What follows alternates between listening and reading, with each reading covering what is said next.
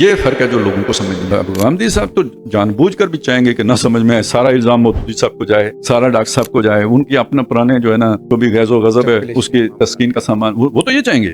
لیکن اصل مسئلہ یہ ہے جو میں نے آپ کے ساتھ صرف بات سمجھانے کے لیے کہہ رہا ہوں، پھر اس کا اطلاق نہ کیا جائے، اس طرح سننے والے بھی نہ کریں۔ وہ جو ہے نا نیچن دی آشنائی کولوں فیض کسے نہ پایا، ککرتے انگور چڑھایا ہر گچھا زخمایا، تو ایک فساد کی بنیاد بن گئی۔ اگر وہ فسادی ہوتے تو اپنی زندگیوں میں فساد اٹھاتے نا، اس کا پریکٹیکل کوئی ریزلٹ وہیں پہ نکل آتا۔ کیوں اس پارلیمنٹ میں جا کے جماعت اسلامی کے لوگ بیٹھتے رہے؟ کیوں قرارداد مقاصد ان سے پاس کرواتے رہے؟ یہ تو سب مودودی صاحب کی اپنی زندگی میں ہوا نا۔ کیوں الیکشن لڑتے رہے؟ اس کا مطلب وہ یہ نہیں سمجھتے تھے جو تم سمجھ بیٹھے۔ لیکن اب یہ ہے قسمت کی ستم ظریف، تصور سارا آپ نے ان سے سمجھا، ٹھیک ہے۔ جب اطلاق کا مرحلہ آیا آپ نے ان کو بھی جو ہے نا طاغوت کا ایجنٹ بنا دیا کہ یہ جمہوریت کے دل دادا تھے تو طاغوت تھے۔ انہوں نے اسلامی جمہوریت کا وہ استعمال کیا تو کوئی اسلامی سور بھی ہوتا ہے کیا؟ یہ ان کی سوچ ہے اخروٹوں کی۔ اچھا یہ اور ہمارے یہاں یہ کون کر دیکھیں جو جذباتی لوگ ہیں، چھوٹے بچے ہیں یا کوئی ٹین ایجر ہیں یا چلیں کوئی 20-25 کے اس میں، ان کی بات کی وہ وزن نہیں ہوتا۔ یہ آپ کے یونیورسٹیوں کے پروفیسر جن کو باقاعدہ حکومت تنخواہیں دے رہی ہے، وہ یونیورسٹیوں میں پڑھا رہے ہیں، دانشور کہلاتے ہیں، مین اسٹریم میڈیا پہ آتے ہیں نا، ان کے پیچھے وہ ڈاکٹر اور پروفیسر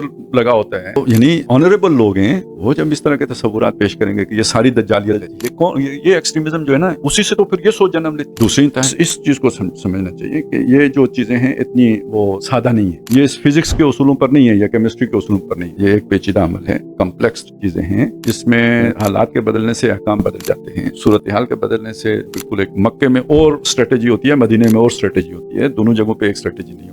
اسلامی ریاست بننے سے پہلے کی اور حکمت عملی ہوتی ہے، بننے کے بعد کی اور ہوتی ہے، سب ایک جیسی چیزیں نہیں ہوتی۔ ان لوگوں کو تو یہ بھی نہیں معلوم، جیسے دیکھتے ہیں نا یہ کن فیکون کی شان کیا ہے، یہ نہیں حیرت ہوتی ہے کہ بچے کو اسے نماز کیوں نہیں پڑھوا، پیدا ہوتے ہی اسے کھڑا کریں، پڑھ بیٹا نماز، اقیم الصلاۃ لدلوک الشمس الی غسق الليل، اس کا بھی تو آخر 7 سال تک انتظار کرنا پڑتا ہے، کوئی چلے اسے اب نماز سکھاؤ، ٹھیک ہے، 10 سال کے بعد پابند بناؤ، 12-13 سال کے بعد 14 سال کے بعد شریعت کا مکلف بناؤ، روزے رکھواؤ، پروسیس ہے۔ تو اسی طرح ریاست کو بھی تو اتنا موقع دے دو نا کہ وہ گرو کرے، اس جگہ تک پہنچے، آپ ایجوکیشن کرو، غلط ایجوکیشن ہو رہی ہے تو آپ صحیح کرو، رائے عامہ ہموار کرو، یہ اس کے بغیر تو ہو نہیں سکتا۔